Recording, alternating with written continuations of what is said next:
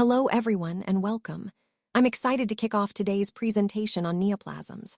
On this first slide, we see the title simply as neoplasms, which will be our main focus. Over the next few slides, we'll explore what neoplasms are, their characteristics, and the different types. We'll also look into their development, diagnosis, and treatment options. So let's get started and delve into this important topic together. Let's start by understanding what a neoplasm is. A neoplasm is essentially a new and abnormal growth of tissue that occurs in a specific part of the body. This abnormal growth is particularly significant when we talk about cancer, as neoplasms are often characteristic of malignant tumors. The process through which these new growths form is called neoplasia. Now, it's important to recognize that neoplasms aren't all the same. They can be broadly classified into two main types based on how the cells spread or behave. The first type is benign neoplasms, which are generally localized and do not invade surrounding tissues. The second type is malignant neoplasms, which have the potential to invade nearby tissues and spread to other parts of the body. As we move forward, we'll delve deeper into these two types, exploring their differences, how they develop, and what implications they have for diagnosis and treatment. Understanding these distinctions is key to grasping the broader picture of neoplastic diseases and their impact on health. Let's take a closer look at benign versus malignant tumors. On this slide, we see a comparison table that highlights the key differences. First, benign neoplasms are non-cancerous tumors that don't spread to other parts of the body. They tend to grow slowly, have well-defined borders, and do not invade nearby tissues. In contrast, malignant neoplasms are cancerous and have the potential to spread or metastasize to distant sites. They grow quickly and can invade surrounding tissues, which makes them more dangerous. Some common examples of benign tumors include fibroids in the uterus, lipomas in the skin, and colon polyps. These are typically less aggressive and often manageable. On the other hand, examples of malignant tumors include squamous cell carcinoma and breast cancer. These require more intensive treatment due to their invasive nature. Now, let's clarify two important terms related to malignancy. Primary malignancy, often called primary cancer, refers to a tumor that originates in a specific organ or tissue without having spread from elsewhere. Secondary malignancy, or secondary malignant neoplasm, is a new cancer that develops in someone who has previously been treated for a different primary cancer. Understanding these distinctions is crucial as it guides diagnosis, treatment, and prognosis. Knowing whether a tumor is benign or malignant helps us determine the appropriate course of action and manage patient expectations effectively. Now, let's take a look at some other types of neoplasms that you might encounter. First, we have carcinoma in situ, or CIS. This is a group of abnormal cells that, under the microscope, resemble cancer cells. However, the key point here is that these cells haven't invaded beyond their original location yet. It's like a warning sign, cancerous in appearance, but not yet invasive. Next, there's the neoplasm of uncertain behavior. This is a growth where the pathologist can't definitively say whether it's benign or malignant based on the initial examination. So, at this stage, it's somewhat of a gray area. More investigation is needed to determine its true nature. And then we have neoplasms of unspecified nature. This refers to a tumor where, at the time of diagnosis, the doctor can't determine if it's benign or malignant. Sometimes, the information available isn't enough to make that call immediately. Understanding these distinctions is crucial because they help guide our approach to diagnosis and treatment, fitting into the overall picture of how we classify and manage different neoplasms. Let's talk about code pickup. This process involves selecting the appropriate code from the table of neoplasms in the alphabetical index, which is organized based on the site and type of the neoplasm. It's important to remember that after identifying the initial code, you should always confirm it by cross-referencing with the tabular list to ensure accuracy. For example, if you're dealing with a tumor of the bone, you'd look up that site and confirm the specific neoplasm. Similarly, for breast cancer, you'd locate the corresponding code, and the same applies to adenomas of the pancreas or metastatic renal tumors. This step is crucial because accurate coding ensures proper documentation and data collection. So, in summary, picking up the right code from the index is the first step, but always verify it in the tabular list to avoid mistakes. This method helps us maintain precision and consistency in coding, which is essential for effective clinical documentation and research. When a patient is admitted or has an encounter for treatment, it's important to determine which site is primarily responsible for that visit. If the primary malignancy itself is the main reason for the admission, then we should designate that primary malignancy as the first listed diagnosis. This helps clarify the main issue driving the patient's care. However, there's an important exception to keep in mind. If the reason for the encounter is mainly due to treatments like chemotherapy, immunotherapy, or external beam radiation, then we assign the Z51 code as the primary or first listed diagnosis. This indicates that the treatment itself is the main focus of the visit, rather than the primary cancer.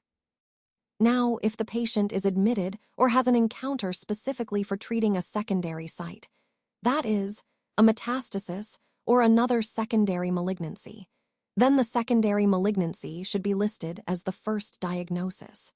This helps accurately reflect the reason for the encounter and guides appropriate documentation. Overall, these guidelines ensure that we accurately capture the main reason for each patient encounter, whether it's the primary tumor, secondary site, or treatment-focused reason. It's all about clarity and precision in coding, which ultimately supports effective patient care and documentation. Let's talk about anemia and its relationship with neoplasms. When a patient with a malignancy develops anemia, and the main reason for the visit is to manage that anemia, the primary diagnosis we assign is the malignancy first. Then, we follow with the anemia code, which in this case is D630 for anemia in neoplastic disease. Now, if the anemia is caused as a side effect of treatments like chemotherapy or radiation therapy, the coding order shifts a bit. Here, we code the anemia first, again using D630 because it's the immediate issue. Then, we code the underlying malignancy, and finally include the code that indicates the adverse effect, like T451X5A for adverse effects of certain drugs. It's important to remember that according to ICD-10-CM guidelines, when we're using a code from category D63 for anemia in diseases classified elsewhere, we always list the underlying condition, such as the cancer, first. The anemia code comes next. This sequencing helps ensure our documentation accurately reflects the clinical situation and the correct coding practices. Understanding this sequence is crucial because it impacts how we report and interpret the patient's condition, especially in complex cases involving malignancy and treatment side effects.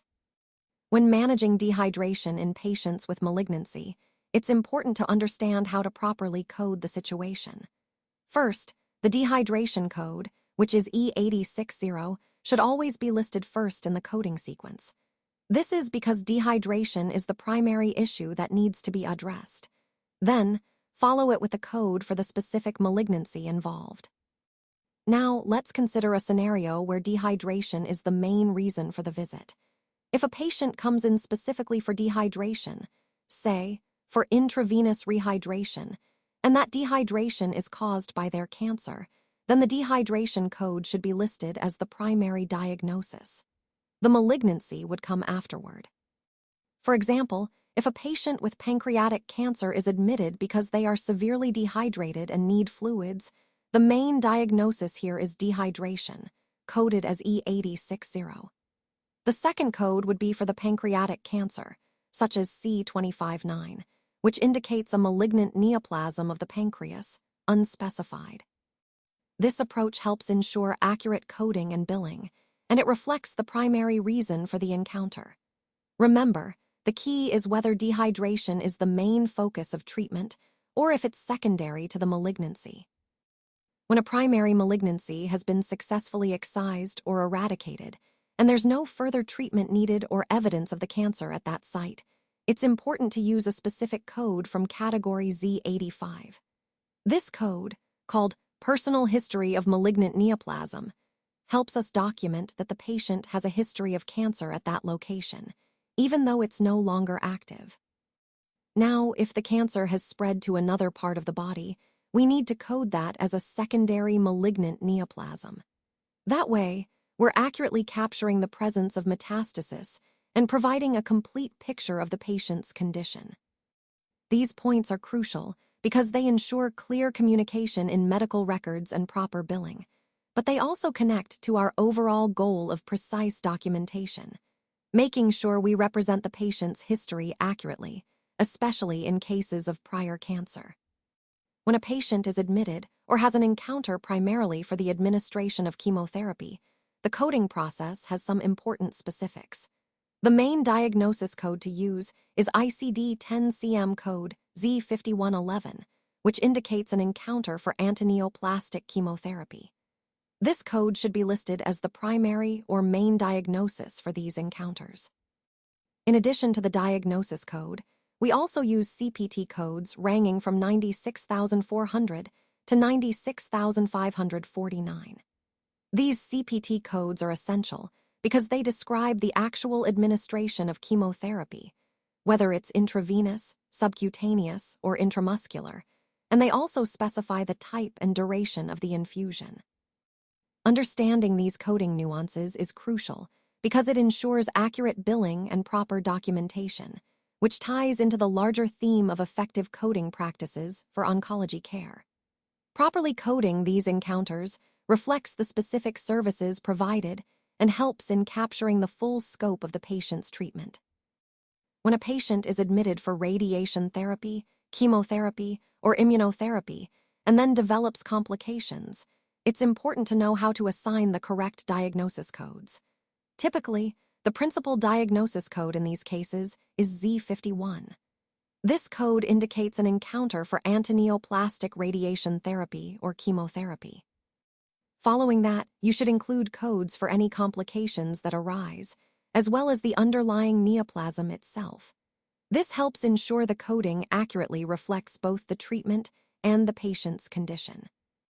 Now, when it comes to symptoms, signs, and abnormal findings listed in Chapter 18, which is R00 to R99, the key point is that these are associated with neoplasms but are not definitive diagnoses. If these are listed as the reason for admission, they can't replace the actual neoplasm as the principal diagnosis. In fact, the malignancy should always be reported as the principal or first listed diagnosis, even if the patient is admitted primarily for symptoms or signs related to the cancer. However, there's an important exception. If the main reason for the admission is pain management related to the neoplasm, then you can assign the pain code, such as G893, as the principal diagnosis. In this case, the neoplasm would be listed as a secondary diagnosis. So, to summarize, always prioritize the malignancy as the principal diagnosis unless the main reason for the encounter is specifically pain management, in which case the pain code takes precedence. This ensures accurate and consistent coding that reflects the true reason for the patient's admission. When coding for a malignant neoplasm in a pregnant patient, the primary guideline to remember is to always start with the pregnancy-related complication code. This means you should code the pregnancy complication first, then follow with the specific code for the malignant neoplasm. The relevant ICD-10-CM code for a malignant neoplasm complicating pregnancy is 09A11.